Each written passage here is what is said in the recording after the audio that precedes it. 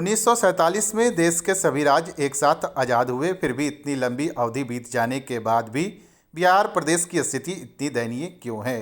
आज भी यहाँ के लोग हरियाणा, दिल्ली, महाराष्ट्र, गुजरात सहित देश के विभिन्न राज्यों में रोजी रोटी के लिए क्यों पलायन करते हैं। राजनीति और राजनेता ने इस राज्य का बदलाव कदापि संभव नहीं है। महापरिवर्तन आंदोलन के क्रम में गया पहुंचे तेलंगाना के पूर्व डीजीपी सह बिहार एसटीएफ के पूर्व डीआईजी विनय कुमार सिंह ने उक्त बातें बुधवार को अतिथि गृह में मीडिया से रूबरू होते हुए कही। उन्होंने कहा कि हमारा यह परिवर्तन आंदोलन 5 उद्देश्यों को लेकर धरातल पर काम कर रहा है। इस आंदोलन का पहला उद्देश्य है गांव के झगड़ों का निपटारा गांव में ही हो। दूसरा, बिहार के सभी विद्यालयों में अच्छी गुणवत्तापूर्ण शिक्षा की व्यवस्था होनी चाहिए। तीसरा उद्देश्य है कि बिहार का हर गांव और शहर स्वच्छता का प्रतीक बन जाए। चौथा उद्देश्य है कि बिहार प्रदेश को भ्रष्टाचार मुक्त प्रदेश बनाना है। इस मौके पर सुरेश सिंह, पूर्व मुखिया महेंद्र सिंह, जीतू सिंह, मुख्तार खान सहित जिले के विभिन्न प्रखंडों से आए अन्य गणमान्य लोग भी उपस्थित थे। पुलिस सेवा में हैं, उसके बाद परिवर्तन आंदोलन बिहार में बदलाव के लिए है। बिहार सभी राज्यों में सबसे पिछड़ा प्रदेश है, ये सबको पता है और सब ये भी जानते हैं कि लोगों में प्रवृत्ति हो गई है कि यहाँ कुछ नहीं हो सकता। यही हम लोगों की नियति है। इसलिए किसी तरह में उनकी जो रुचि है वो खत्म हो गई। तो ये और मेरा मानना है कि राजनीति, राजनेता और सरकार से इस देश का, इस राज्य का बदलाव नहीं हो सकता। इसलिए जनता को ही आगे आना पड़ेगा।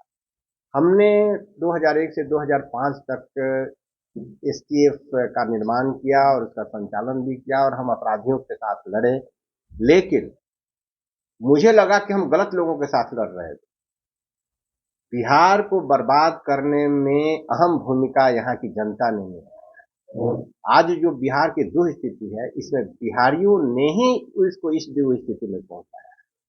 इसलिए हमारी लड़ाई पहले तो बिहार की जनता से करनी चाहिए थी, उसी समय जो इतना दिनों के बाद मैंने आज शुरू किया है।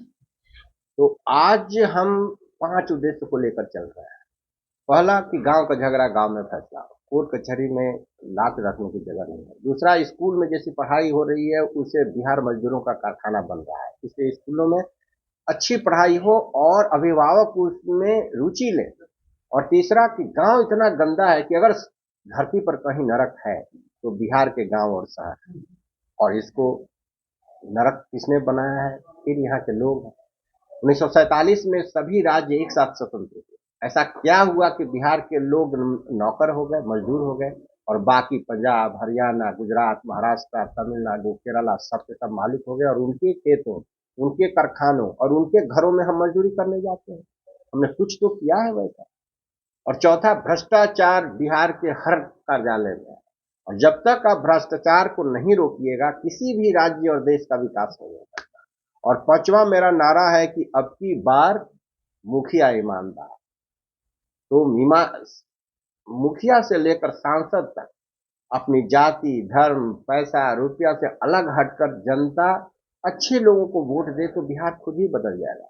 अभी हम लोग जाति के आधार पर वोट देते हैं और मेरा मानना है कि बिहार में कोई जातिवाद नहीं है, क्योंकि अगर जातिवाद होता तो सभी जाति के नेता अपनी अपनी जातियों का विकास कर लेते और सब जातियां विकसित होती, फिर इस महापरिवर्तन आंदोलन की जरूरत नहीं पड़ती।